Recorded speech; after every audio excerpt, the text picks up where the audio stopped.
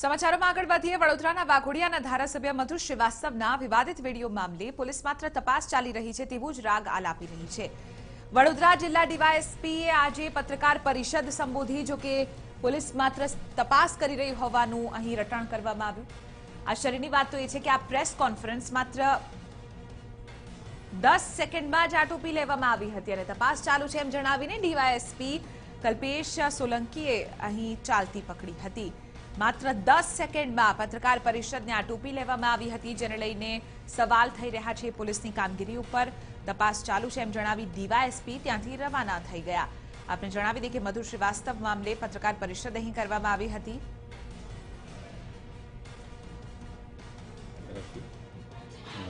અરજી તપાસ કરવા માટે અમને સુપ્રત કરવામાં આવેલ છે।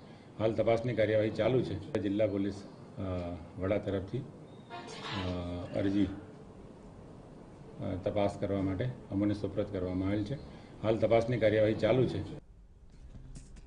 આજ મુદ્દે વધુ જાણકારી મેળવીશું TV9ના સંવાદદાતા અમિત પટેલ પાસેથી। અમિત, પહેલા તો આ પત્રકાર પરિષદ શેને લઈને કરવામાં આવી હતી અને પોલીસ તરફથી જે કહેવામાં આવી રહ્યું છે કે માત્ર કામગીરી ચાલી રહી છે, 10 સેકન્ડની આ માત્ર પીસી હતી, સવાલ ચોક્કસથી પોલીસની કામગીરીની સામે।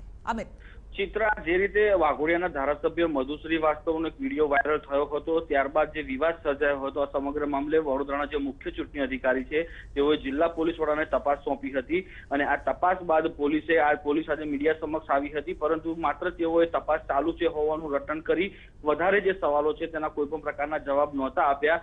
આ ઘટના બે રીતે જોવામાં આવી રહી છે। એક તો એ ઘટના જે પ્રકારે પોલીસે આજે જે પત્રકારોને માત્ર 10 સેકન્ડનો એક લીટીનો જવાબ આપી અને પોતાની જવાબદારીમાંથી છટકવાનો પ્રયાસ કર્યો હોય એવું લાગી રહ્યું છે, કાં તો પછી ઘટનાની ગંભીરતા પ્રકારની છે જેથી પોલીસ અત્યારે હાલમાં મગનું નામ મરી પાડવા તૈયાર નથી। પરંતુ જે રીતે પોલીસે આજે મીડિયાને માત્ર 10 સેકન્ડમાં જવાબો આપી અને પોતાની જવાબદારીમાંથી જે છટકવાનો પ્રયાસ કર્યો છે તેને લઈને પણ અનેક સવાલો પેદા થઈ રહ્યા છે।